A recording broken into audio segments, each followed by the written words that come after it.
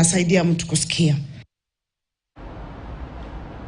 Meanwhile, Kikuyu Council of Elders Kiama has sought to distance itself from the outlawed Mungiki sect, saying that theirs is a legal entity upholding the culture and promoting community unity. This was done during a ceremony held in Kitengela to crown Kago Kiango as the new Kiama Kajiado County patron. The council leaders slammed individuals who had attempted to stop the ceremony by spreading falsehood. The council national patron Kyungo Mwigai said that there was no bad blood between the Kikuyu and the Maasai communities, saying that they coexisted and intermarried for years. He castigated elders who had tried to sow seeds of discord.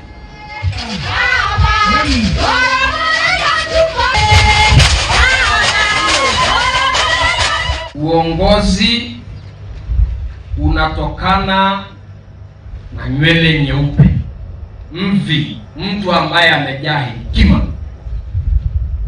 hata pamoja na elimu kuongezeka, hata pamoja na mila za kigeni kuingia nchi yetu. Lazima tudumishe mila zetu, kwa sababu kwenda mbele lazima kizazi cha kisasa kijue mahali jamii zetu zimetoka. Hii kiama ni ya wazee wa Kikuyu, lakini wazee wa Kimasai tunawaruhusu kuingia na mbuzi ya kwanza. Kwa hivyo hatuna shida yoyote.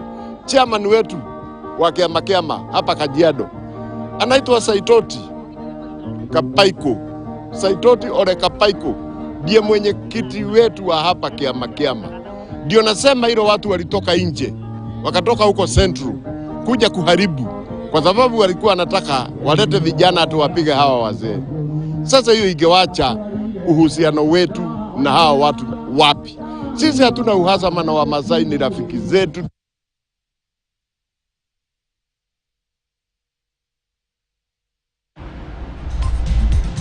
Right, it's now time to take our first commercial break right here at Weekend at 1. Don't go too far, we still have plenty more coming up. Stay with us.